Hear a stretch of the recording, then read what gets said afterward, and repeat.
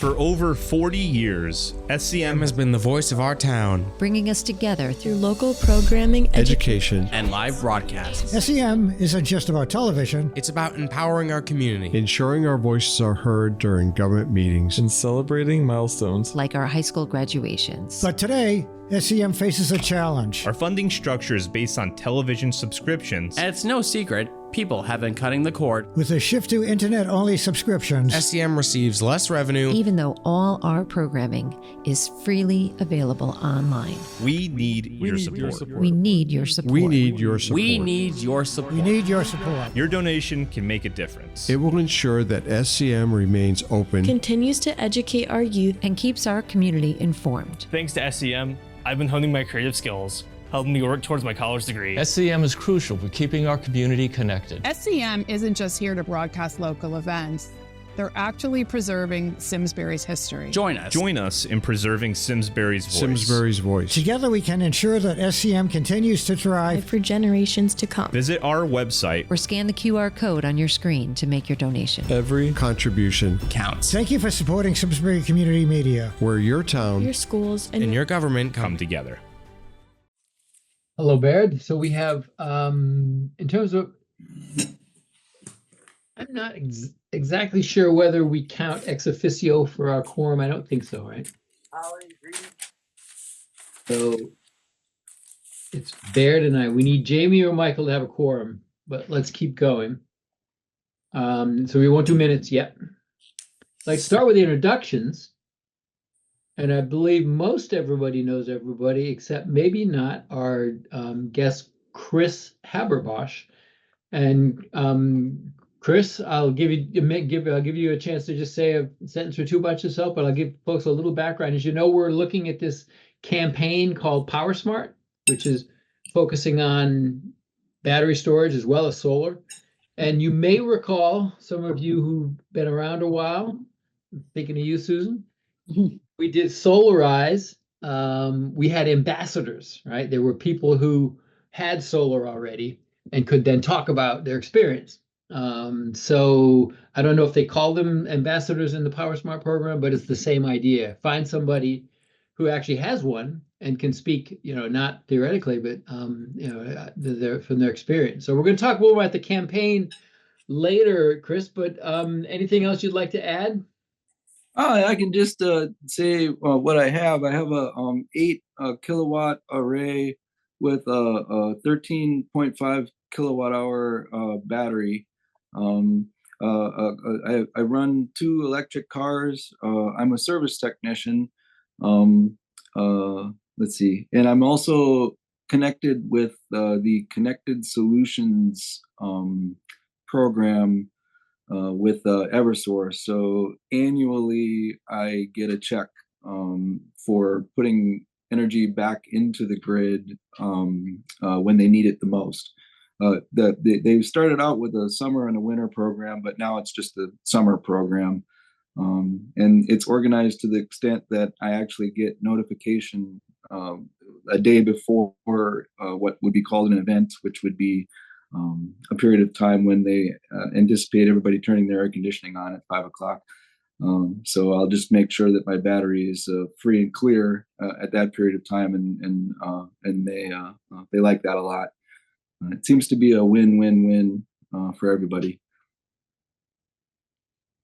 Very cool. Very cool. Well, thank you. I mean, I'm going to guess others have a bunch of questions, but that's really, how long have you had it? Let's see. I had the solar array and the battery system from, I guess it was 2020 or 2019. So about 5 years, something like that. Yeah. Excellent. And what brand is the battery? Everything is Tesla. It's all one umbrella. So yeah, it's it's a Powerwall 2. Not the most current iteration, but not the oldest one either.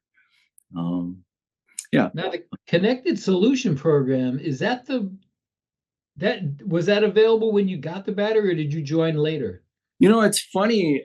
At the time, it's really interesting how the attitude towards batteries has changed over that period of time, because when I purchased the battery, the common wisdom was that you wouldn't really be able to amortize it in terms of cost.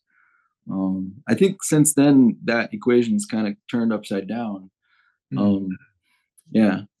So at the time that I purchased it, it was offered as a discount, kind of an early adopter discount, and I think it was like $5,000.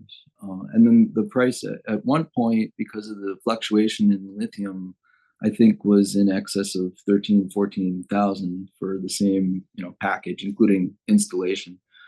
I think they're down around 8 now, something like that. Yeah. Wow. And I think the incentives are even higher now, right?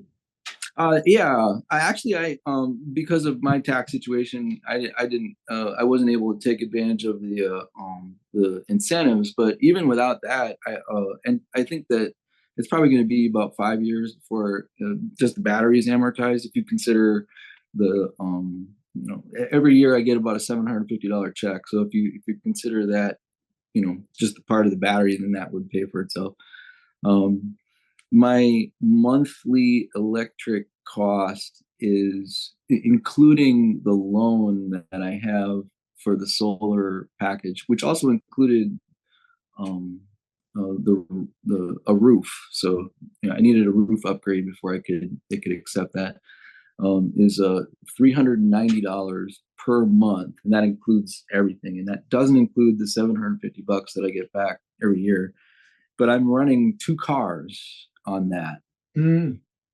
Like, and I have 40,000 miles on one of them. So I feel like I'm making out like a bandit, actually. I mean, the car that I'm running, it's a Tesla Model Y SUV, which is super convenient for me as a technician. I can fit all my gear in it, and it's charged up when I take off in the morning. So yeah, I feel like I'm doing all right that way. We went to West Virginia and back in that car, and it cost $120 in supercharging, and it's like less than half of that if I were to drive the equivalent number of miles with my system. Well, thank you, Chris. Thanks for joining us. We're going to talk more about the program. You're welcome to stay, or you feel free to jump off anytime you'd like. I'll give you a quick update on the this Power Smart campaign. We've had penciled in a date, a kickoff of the campaign, January 16th. That is a little bit in jeopardy because we don't have the formal sign of the memorandum of understanding yet. So we may have to put that off, but I would say let's not get rid of the date yet. There may be a way we can get so just so you know, Chris, the program won't kick off till at least January, and we'll be in touch in terms of there may be an event where we might want to give you a chance to share your experience, or have people reach out to you. Okay, yeah, I'd love to hang around. I'm very curious. I've actually done quite a bit of research on the side on grid scale battery applications, and kind of been following that. And I'm curious what you guys are up to. Okay, excellent. Well, you're very welcome here. And then we have Jamie, Baird, and myself makes quorum of the at-large members, and we've got Holly and Joe ex officio, and we have our liaison to the Board of Selectmen, Kevin. Thanks for joining us, and then a few other sundry guests.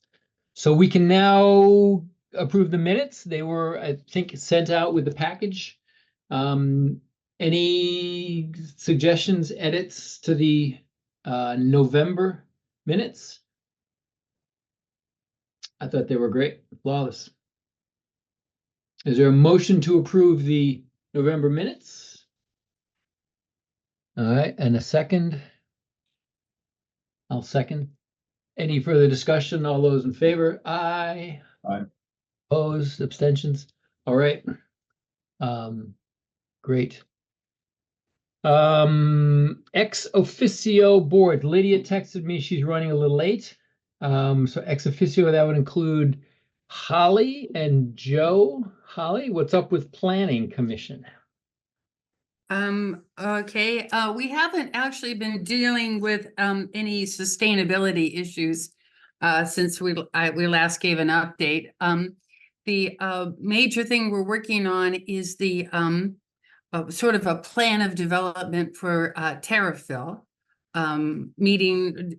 doing a whole review of the facilities. We're working with an outside consulting firm who's doing most of this, and it's being run by the town's assistant planner, whose name escapes me at the moment. Brittany.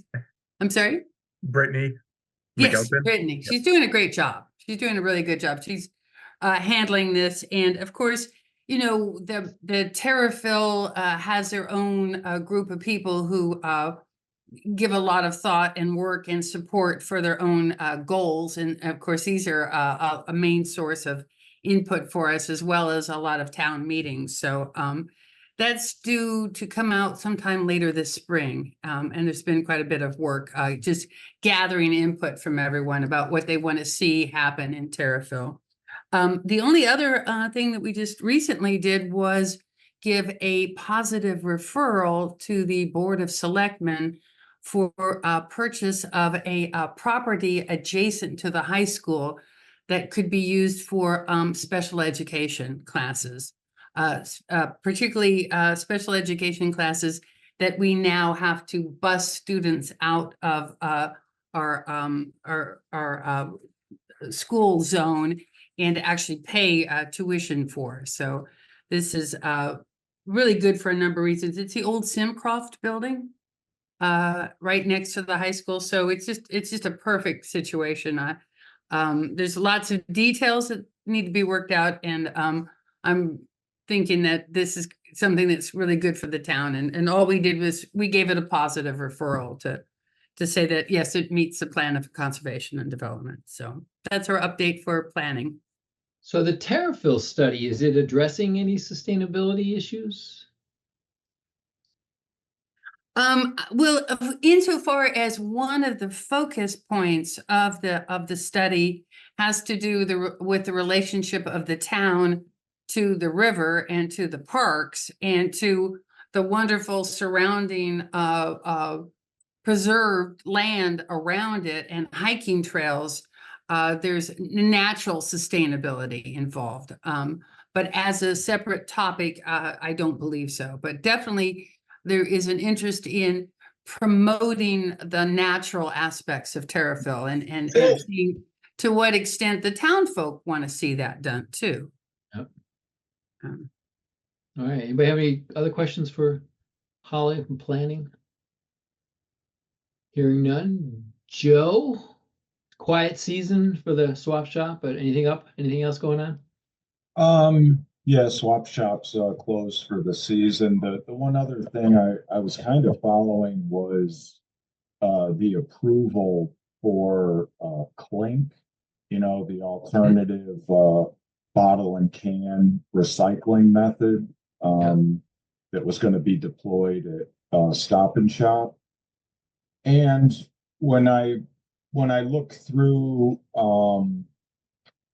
the zoning commission minutes for their last meeting, which was just Monday, I don't see it mentioned. I thought it had gone through the Simsbury design review board. And if I understood it, I thought they moved it to zoning for zoning compliance review, but I don't see it mentioned I'm looking at the latest minutes and of the zoning commission from Monday. And I don't see any update about it. So I'm not sure if you've heard anything about it. Nope. Monday zoning was all about these new housing types, right? Yeah, I'm just really interested in it. Just, you know, I was just at Stop and Shop the other day returning, you know, boxes and boxes of cans, and it just seems like such a better method just to put them in a bag and, you know, drop them off and, you know, use an app to figure out how much you have coming back. Yeah. So I wasn't really sure how to pursue or see where this is at. So Jen Weymouth is not here tonight, but she had organized a meeting the day you guys went to the recycling center. She and I met with Clink, and I don't think I have a contact or visitor. Let me look it up. I can probably find it, or I can get Jen to send it to me. So I can send you the contact information for the woman who we met from Clink. Okay. Yeah. If you want to reach out, because they'd love to coordinate with us and keep us informed, because they would love it if we'll help sort of publicize what they're doing. I think everybody knows, and as you just described, Joe, it's this, they're going to have a little structure outside of Stop and Shop, and instead of sticking your bottles and cans in one by one, you put them in a bag and swipe your code and it credits your account. And yeah, I can. If you have 1 second, I can just share my screen and just show you the pictures from the design review board. Cool. Yep. Let's see here. Joe, also, I have the contact for the sustainability coordinator at Stop and Shop, who was in charge of getting Clink in there. So if you'd like to follow up with him too, I'm glad to share that. Yeah, I definitely will. I mean, this is the last I see of it mentioned within the town of Simsbury. This is from October. It shows the proposed location and what the collection bin looks like. Looks like it has some solar panels on the top.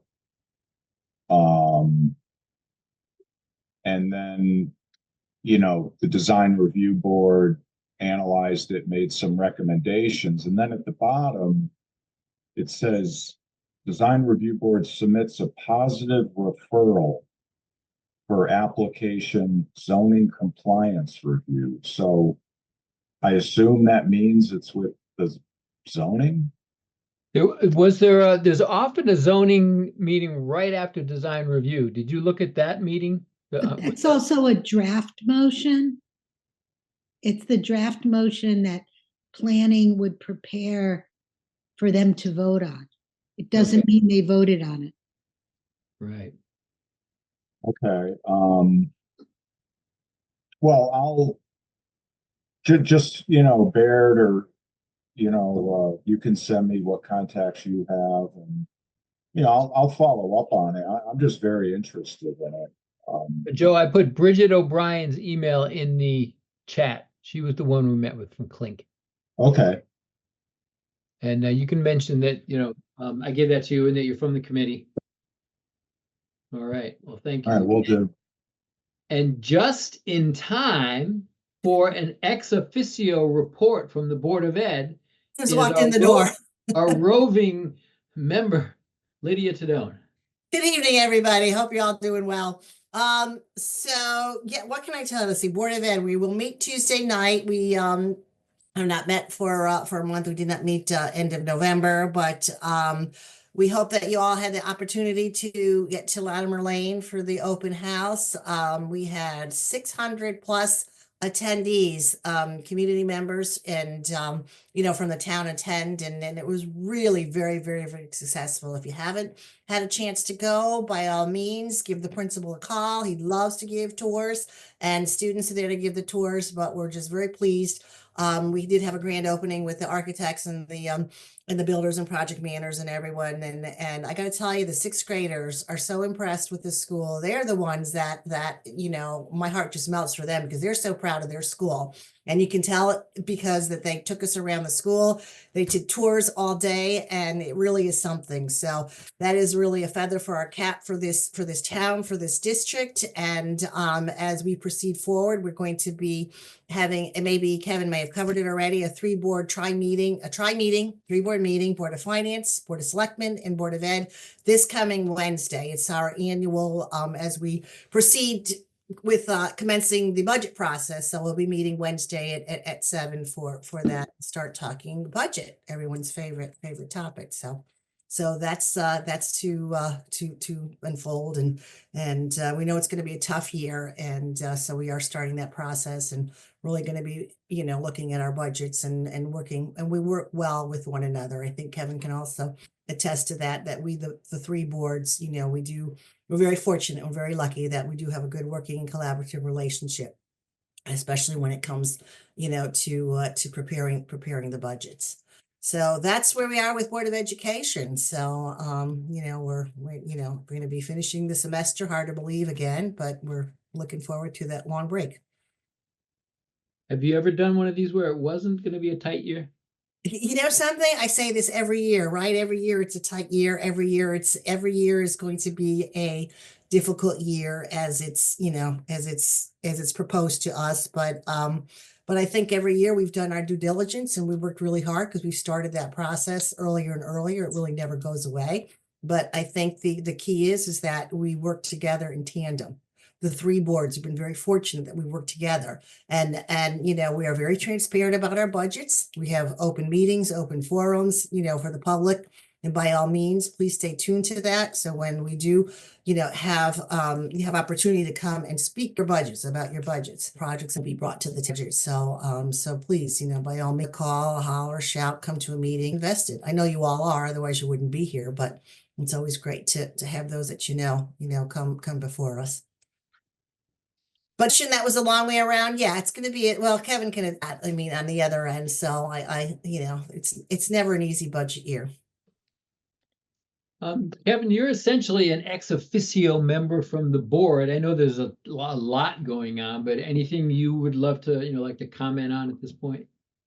I'll say that I know that you've been trying to get this item on the agenda. You talked about it at the top of the call. I've expressed my support on it. I don't understand what the roadblock is, but if you want to continue pushing, I can raise it in open session. I really don't understand what the concerns were. I wasn't able to attend. That's the only thing I'll say there. Insofar as budget, Lydia is the most expensive part of our spending, so I'll just throw you a bone on that. But so expensive.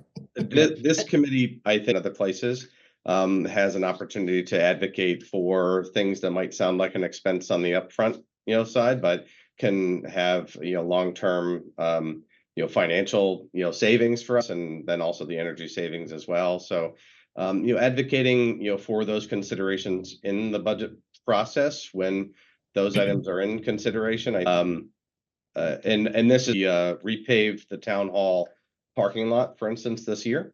Project was already in the schedule as I came on. I think it does look great, but we have the same chargers that have been there for a long time. But we have 3 new flagpoles out front as well. I don't talk bad about the flagpoles. I think they look nice. I think that Simsbury did a great job picking those out. But we do want to consider all the options for us when we're doing a major project like that. Where are the opportunities for us, make changes that might, with what your objectives are from a sustainability perspective, but leverage the opportunity when a big project like that is already happening.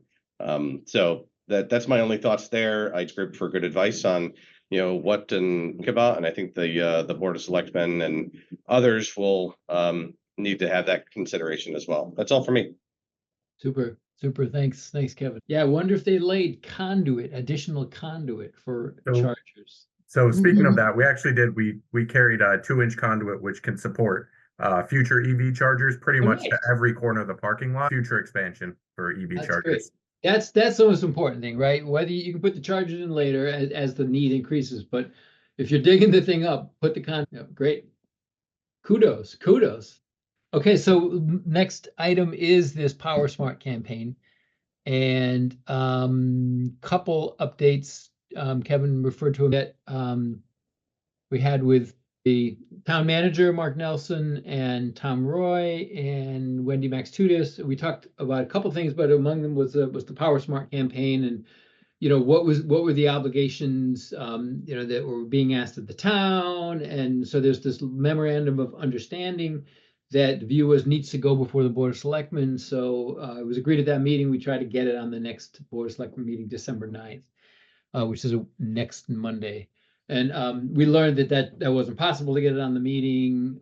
I let Bob Wall know from the And he said, it's really too bad because it's not a big matter.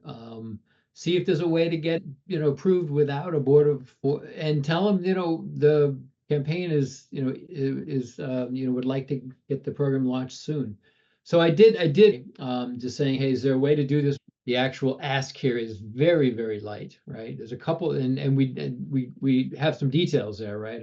It's really a couple of meetings. It's mostly this committee will be doing, mostly this nonprofit, Smart Power, is going to be doing the heavy lifting. They'll do a lot of the materials, but we'll be attending a lot of the meetings. So, and there's no cost.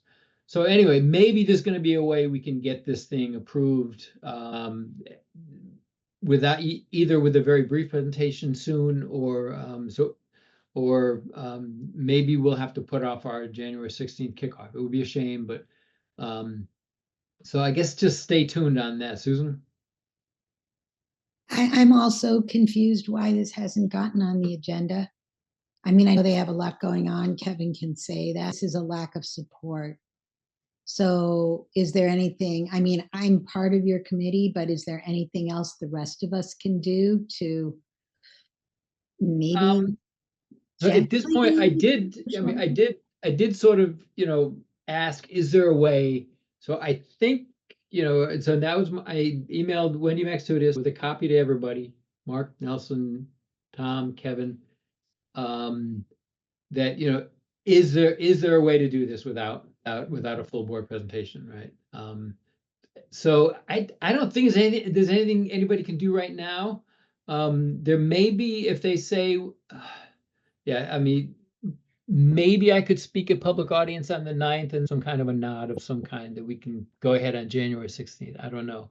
But we probably don't want to clutter up a board of selectmen meeting with a bunch of About going to a meeting, just yeah. shoot an email to somebody saying it's a really good program. It would really be great if we could, to the schedule that whatever. I mean, I'm just looking at the Board of Selectmen meeting from the 9th. I never know how long things are supposed to take. Yeah. When you look at the action items, certainly seen. Yeah.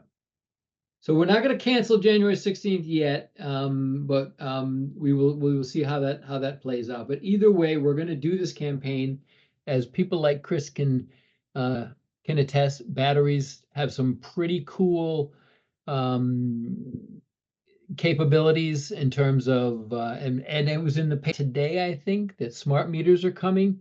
You combine a battery with a smart meter, and that's even more valuable, right? Because then you've got start to see is real difference between electricity peak off peak. So you collect your electricity from the sun during the day and sell it to the grid at top dollar during peak, and your battery pays for itself pretty quickly. So but anyway, it's going to be a great campaign.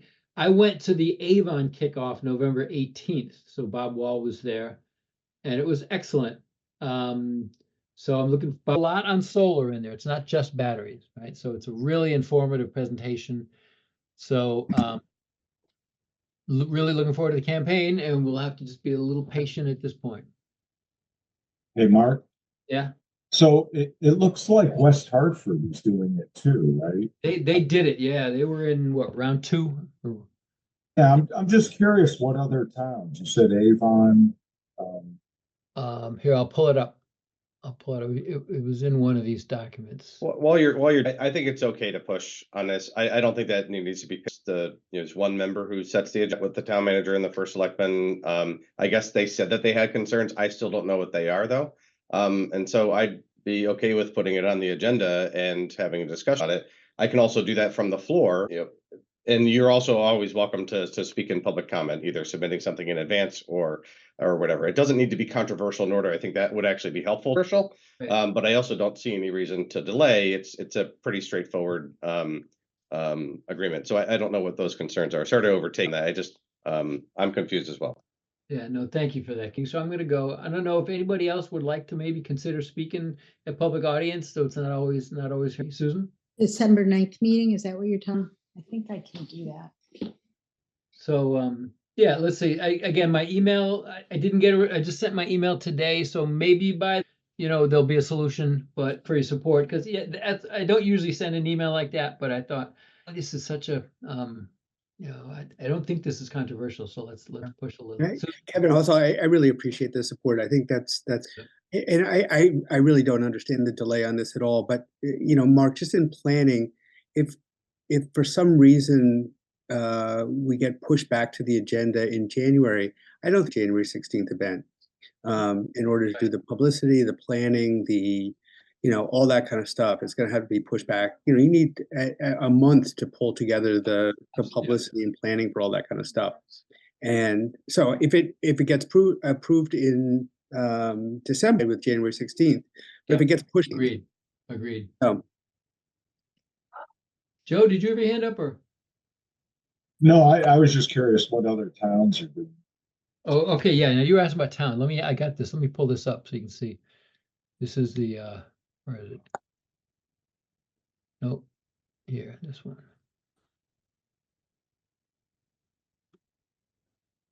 Round 1 was Brantford, Manchester, Newtown, Bridgeport, and 2 was Bridgeport, Greenwich, Mansfield, Southbury, West Hartford, and I think which is at least Avon and us. I don't know who else. And Avon, as I mentioned, kick yours off November 18th. So we're round 3, but it won't be in this if we don't get our MOU or. Well, Bob Wall sort of hinted at that, right? We want to get going. So, and I mentioned that in my email. So Okay. I don't think they'll kick us out, but they want to have round 3 and then, keep that distinct from round 4, maybe. Okay. So stay tuned, but thank you for your support. I think this is really very exciting because batteries, as Chris just pointed out, just since he got the price of lithium has come down, or lithium ion batteries has come down, and it's continuing to come down. And there's just as more and more people have not just solar but batteries, it stabilizes the grid, right? You can on super hot days, in the summer when everybody's running their air conditioner, the sun's also shining, so it's meeting a lot of that demand, and the more the better our whole system is going to be. So kudos to you, Chris, and I think it's going to be a good campaign. All right, that was a lot on smart. Newsletter. Baird, any updates? Just hopefully you all noticed that there wasn't a December issue, that we have an issue all prepared, and because the Power Smart campaign was dragging along and not kind of moving ahead, and because the conversations around the sustainability plan were also kind of bogged down, we decided to wait until January to publish the next issue. And the next issue is essentially the sustainability plan.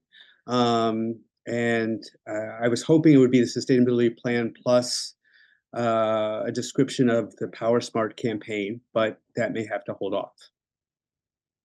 So that's the January issue, is basically an abbreviated version of the sustainability plan with a link to the complete version of it, plus Power Smart if we're there. Great. Thanks, Baird. Thanks for all your leadership on the newsletter. Next item is the Sustainability Fair, which we already have the date. It's May 5th, right? Because last year was May 4th, right? May the 4th. So May 5th at the library. And I think if we could have another, repeat of last year or this year, that would be phenomenal. It's a fantastic event, but we've already got some ideas on how to improve it. I think one of the things we want to talk a little bit about, and when we did a bit of a sort of a post-mortem or debrief, we felt that getting people to, as was, and go down to the Terrafil, I think it's Terrafil room, right, for the talks, didn't work well, right? Particularly the ones right at like 10 and at the very end. So this idea of just didn't seem to work. The attendance was mixed. So maybe 1 or 2 of those, maybe a keynote or something. But we also talked about, instead of trying to let's do a little series, I don't know, say 3 events in advance, sort of leading up to the fair, right? on various, the sustainability topic. I don't know if anybody has any other thoughts on the fair at this point. Yeah, I think we thought we should add some more of those out very fair. And I also think some of the tables there had activities, but they're literally almost everything that was interactive. So encourage people. We can't really force that, but it's just something to tell them how it gets people over to their table. And maybe there's some way we can brainstorm with them out at some point. But did you go this year? Yeah, I went this year, and I have some notes on it somewhere. Okay. I don't know. They do. I went years ago to this. Chuck Liddy who runs their sustainability committee. It's great, really active. Yeah, I guess this was the first year they did it in the fall. It wasn't that well attended, or I didn't think it was. I don't know how they saw it. And I have pictures of who they had there, and that's all on my phone somewhere. Okay. Yeah, I'd love to see if you have a brochure of who they invited and what groups came and what individuals spoke. That's great. Yeah, I'm not sure. Maybe we can find that. I'll look for that. We did. They were such a great fair a couple of years ago. PACE, this nonprofit, People's Action for Clean Energy. We taped PACE table there, and then PACE got all of their materials from that fair and put them on the PACE website. It's a couple of years old, but I'm sure Chuck Liddy would send us the new stuff too. I also want to throw out, just last year, organizing committee for the fair, along with 2 staff people from the library, and wanted to see if anybody else was interested this year in being part of the organizing committee to work on out to vendors and reaching out to. There's a handful of afternoon meetings with the library staff. Once every other week. Folks want to work with Barrett on that. It really is a. So any thoughts on we worked with, and she said she was looking forward to hearing from us, maybe after the new year. That'd be a good idea. We should sit down early, because there are some things you can do if you're early enough, right? And I think you talk a little bit about children or children's activities. The other thing that we were talking about is, and Barrett, I don't know if there's any new or any more thoughts here, but the idea of doing some kind of a contest or something where the kids at the schools are then bringing their product, their painting or their craft or something.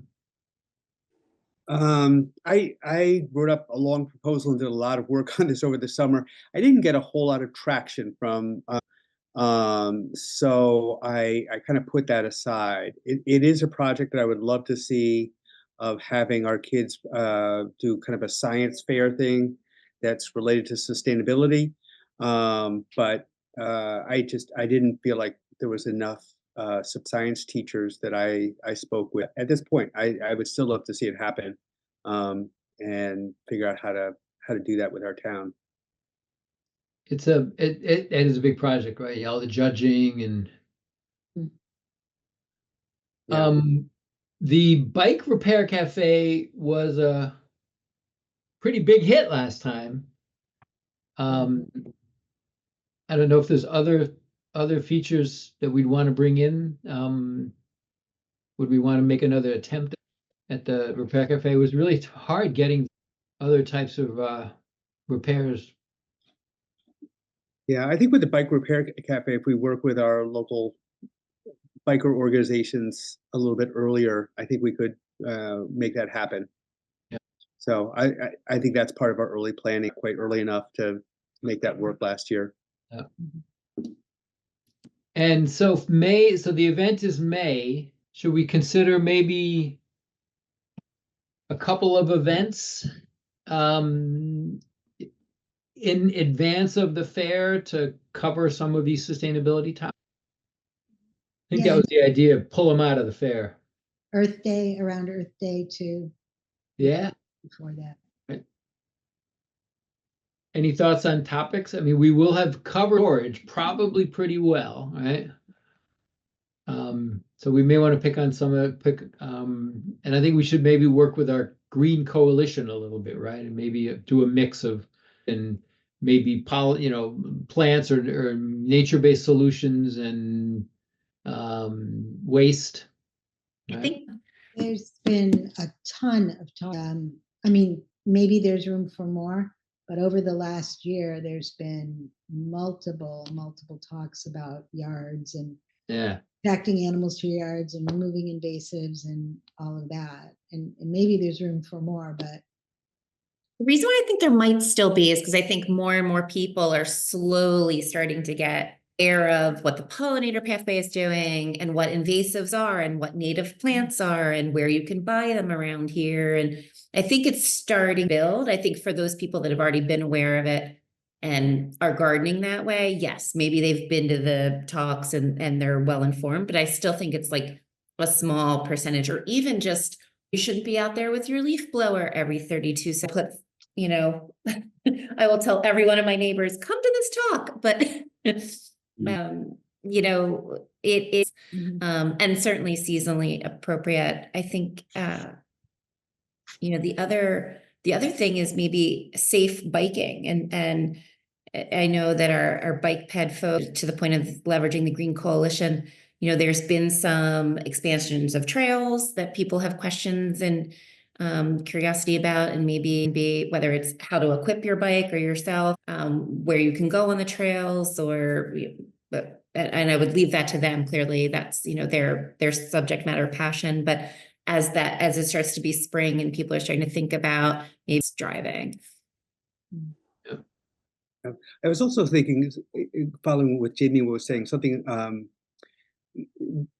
tap thing on strategies around farming, strategies around growing your own garden. It's the time of the year when everybody's trying to figure out how to plant whatever this and spinach and broccoli that they're trying to plant. That maybe they could do something on organic farming and ways to make that work better, way to enrich your soil, or way to compost better in your farming. And that compost session Yep. as well. Like you could do it almost as a series. Yeah, it's the time of year when everyone's trying to figure this out, who has a garden. So maybe look at the master garden. They do vegetables, and I think our local farmers are really busy at that time of year. So maybe the time in getting started on your vegetable garden. So I like the idea of trying to do, like, if we're going to do a little series, right? A couple of different library, right? I mean, what did the pollinator do? Like six events or something? I don't know. Yeah. That we should do this with the coalition, as the bigger than the the sustainability coalition. The Green Coalition is also got, and it's informal. It doesn't have any legal or sanctioning role or status, but it's it's dealing. It's the pollinators. It's the land trust, watershed. It's Conservation Commission, open space. So I think we should try to maybe put together a series. I don't know, Baird. What's the best? Maybe have another. Did you reached out to the coalition recently, right? I did. So maybe start that conversation of doing, of how do we want around Earth Day? I like that idea. The timing's great. A couple of joint events. Yeah. And we could, there could be maybe one presentation, like a keynote thing. I mean, like if we had Terry, she just had the one, and that was sort of advertised, or maybe some master gardener or something, or I don't know. Anyways, our takeaways are we're gonna look to put together a little series of some talks leading up to the fair. We won't then be doing a series of talks at the fair. We may do one or two, and we will get together with the library early in the new year and start to make some plans, and being a part of the little team. Careful leadership made this thing happen this year. Okay, that's the sustain. Anything else on the sustainability? Our next item is our sustainability plan, which was also the topic of this meeting with Mark Nelson and Tom. And as you know, we've created a draft sustainability plan. It addresses energy and it addresses waste. We put it to the Board of Selectmen, and on November something or other, I forget what the date was, I presented to the Board of Ed. It was since this last meeting. Our next step is to the weeds on this, right? You know, we wrote the plan, but now the people who are going to do it, or the people who have a stake in it, need to get by. Did give me a whole bunch of comments on the plan, and he has suggested that a few of us, like maybe Tom, and work on some of the details. So they preferred that to coming and doing it at a sustainability committee meeting. But so I will specific questions about you know, what's the goal and where do we get the data, and is this going to do it? Of course. So there's a lot of details. And is of course a big topic. I mean, I'll give you an example. We put in there something like all new public buildings in town, right? We have a public building committee. All public buildings, you know, new public buildings should meet sustainability guidelines, right? You know, different definitions there. And so Tom's question was, you know, who's going to set those guidelines? Who's going to define them? Are they lead? Is it passive? And who's going to actually that guidance? And that's one question like that. Everybody just kind of sits there and looks at each other, right? Because, you know, we don't really have the expertise or the bandwidth to do that. So it's got to be with the building, you know, the public building committee or with works. So there's a lot, you know, when it really gets down to, all right, who's going to do it and what does it exactly mean, right? As you would expect, the conversations are more drawn out. But so just know, and I think what we want to try and do, I'm going to reach out and follow up with Tom and Jason, and hopefully fairly soon that we can then say, okay, this has got the support of these groups, and then organize some kind of a public information session on it, get some public feedback. I will keep you posted. I think that's pretty much it on the plan. There really isn't much new there, but there wasn't a ton of discussion at the Board of Ed. Lydia, you were there.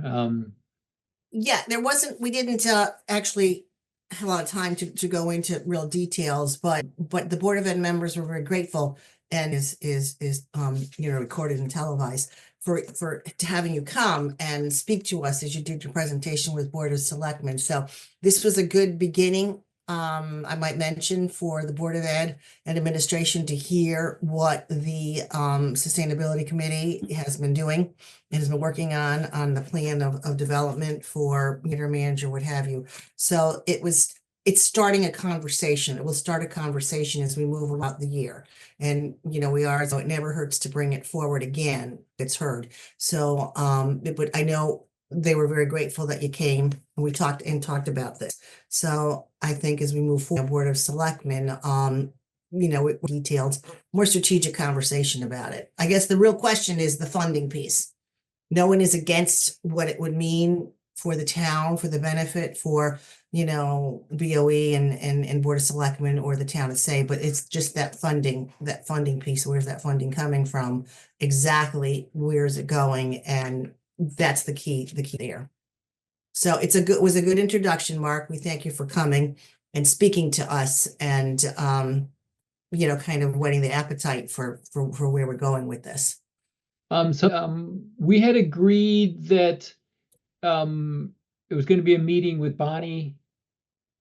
Was it Anderson? Is that her? Bonnie Anderson. Yeah, with Jen. I'm glad you reminded me. Yes, we do. This is on the waste issue. Bonnie is the director. Yes, so she is the. So thank you for reminding me. I think that meeting's Monday, right? Oh, is it set up? Is it? Is this Monday? Is that? Let me double check. God, everything is flying. I don't think I even put that in. Is it? Let me double check. Actually, on the plan, Tom Roy also wanted a separate meeting phase where we've gone for the Board of Selectmen, gone for the Board of Ed, and now it's sort of a bunch of smaller meetings with stakeholders. So I hope we can keep these moving and not, Right. you know. All right, we can follow up on if there's any more information on that meeting. I think that's it I had one thing that came up under sort of other business or open forum, but let me open it up. Does anybody else have anything under open forum? Chris, I hope we didn't off. No, I have to sign off, Mark. Thanks for letting me join as always. Thanks, Kevin. One item that just kind of came out of some meetings that I'm involved in with my energy volunteer work is there's a new program. I think it's part of Solar for and multi-family housing. If it has more than 4 units, and if it's affordable, it gets treated under Connecticut's solar programs as residential. And there's a couple advantages to that. One is the commercial programs all have caps. You know, once you hit 25 megawatts or 50 megawatts of projects, then they cut it off and we'll have to apply again next year. Residential right now, and actually Connecticut is exceeding the targets that they'd set for residential. The other good thing about it is the rate that you for is, I'm told, 37 cents a kilowatt. And at 37 cents a kilowatt hour, solar is very profitable, including solar canopies. That's enough money for canopies to actually pay off. So, and there's apparently a list of all of, I think there's at least one in the north end of town. So if anybody's interested, we could look into that and see if if we have one of these sites in town that is affordable multifamily, meets the criteria, because I think this program would be really like a slam dunk. If we went to a solar installer, they'd say, it's very lucrative, it's very attractive. So maybe worth some. So if anybody would like to sort of help sort of check it, I think it could be a really interesting one to get done. I think would be from the Simsbury Housing Authority at the north end of town. There's one for elderly people and one for other people. And I think it was the one, wasn't that where we have the solar? Isn't that how they got it? I can never remember the name of those. Virginia, I think it's the Virginia Connolly. I'm pretty sure that's the program they used. Yeah, so maybe it's already got all. I don't know what the roofs at Owen Murphy look like. If they'd be appropriate or not. All right. Well, if I learn any more, I will keep you posted. Okay. Any other? Confirm that this Monday, December 9th is the meeting to sort of brief Bonnie Anderson on the school food waste. The topic in general, introduce her to the topic really and efforts to date. And then of course, at a later time, hopefully she'll join this full committee. But yes, occurring with Bonnie, Neil Sullivan, myself, Jen Wayman to join that time. But yes, that is Monday, December 9th.